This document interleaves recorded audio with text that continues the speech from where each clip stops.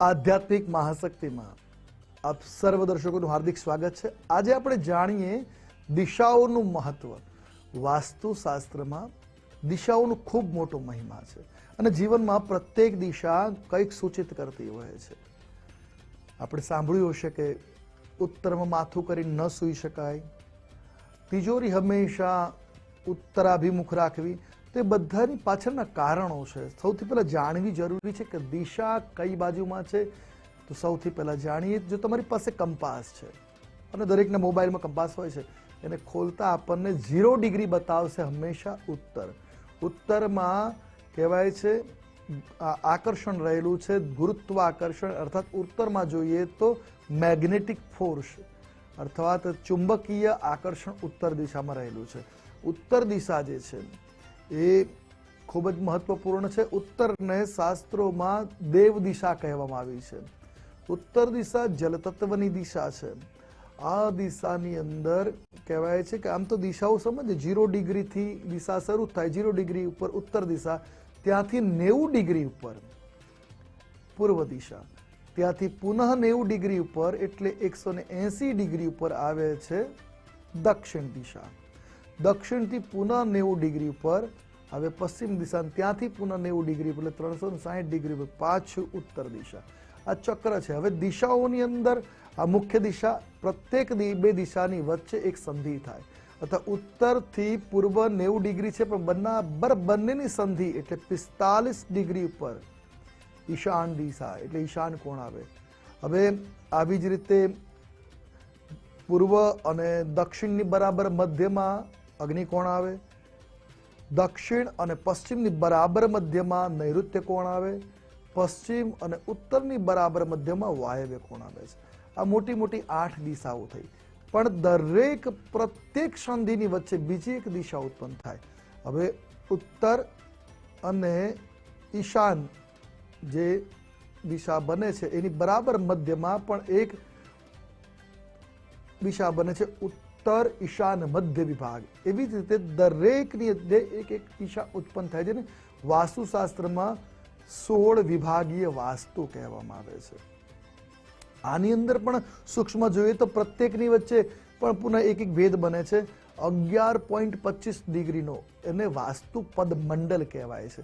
પણ આપણે વાત કરીએ મોટું જે 16 વિભાગ છે એ વાસ્તુશાસ્ત્રમાં સમ્રાંગણ, સૂત્રધાર, અપરાજિત, પૃચ્છા જેવા મહાગ્રંથોમાં એનો ખૂબ મહિમા વર્ણવ્યો છે। પ્રત્યેક દિશામાં શું હોવું જોઈએ, એ દિશા દ્વારા કયા પ્રકારના તત્વોની પ્રાપ્તિ થાય। તો વાત કરીએ 0 ડિગ્રી પર ઉત્તર દિશા। ઉત્તર દિશા એ આર્થિક સદ્ધરતા, ધન પ્રાપ્તિના અવસરો, તકની દિશા કહી છે। મની ઓપોર્ચ્યુનિટી, તો ધન આગમન માટે ઉત્તર દિશાનો ખૂબ મોટો મહિમા છે। ઉત્તર દિશામાં તિજોરી સ્થાપિત કરી શકાય, ઉત્તર દિશામાં ધન સંબંધિત વસ્તુઓની સ્થાપના કરી શકે। ઉત્તર અને ઈશાનની મધ્યમાં જે વિભાગ બને છે જેને કહેવાય છે ઉત્તરી ઈશાન, આ વિભાગની અંદર સ્વાસ્થ્ય પ્રતિરોધક ક્ષમતા વધારવાની તાકાત છે। એટલે અહીંયા દવાઓ, મેડિસિન્સ રાખવી હોય તો અહીંયા રખાય। પ્રાચીન કાળમાં કહેવાય છે ઔષધાલય તરીકે આ વિભાગને ઓળખતા। ત્યારબાદનું ક્ષેત્ર જે છે એ ઈશાન વિભાગ। ઈશાનમાં દેવતાઓનું મંદિર અર્થાત દેવસ્થાન ઘરમાં બનાવવું, તે જગ્યાએ ધ્યાન કરતા હોય તો ધ્યાન, યોગ, પ્રાણાયામ કરવા માટેની ભૂમિ સમજવી। તો આ જગ્યા જે છે ઈશાન કોણ ખાલી હોવો જોઈએ અને પવિત્ર હોવો જોઈએ। અહીંયા દેવોનું મંદિર બનાવી શકાય છે। ત્યારબાદ ઈશાન અને પૂર્વની મધ્યનો જે વિભાગ છે જેને પૂર્વી ઈશાન કહેવાય છે, આ વિભાગ મનોરંજનનો છે, આનંદનો છે। તો આ વિભાગ જો ઘરમાં ડિસ્ટર્બ હોય તો ઘરમાં મનોરંજન નથી રહેતું, તો અહીંયા તમે લાફિંગ બુદ્ધાનું પ્રતીક સ્થાપિત કરી શકો, ઘરનું ટેલિવિઝન અહીંયા સેટ કરી શકો।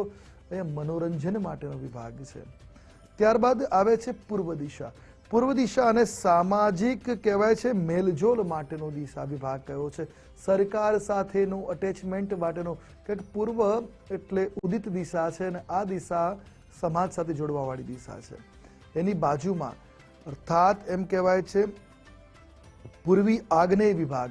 આ વિભાગ ચિંતન અને મંથનનો વિભાગ છે। પ્રાચીન કાળમાં ઘરમાં પશુઓ રાખતા એટલે દધી મંથન ગૃહ, અહીંયા દહીં મથવા માટેનું સાધન રાખતા। અત્યારે તમે ત્યાં વોશિંગ મશીન સ્થાપિત કરી શકો, મિક્સર વગેરે સ્થાપિત કરી શકો। મંથન, ચિંતનનો આ વિભાગ છે।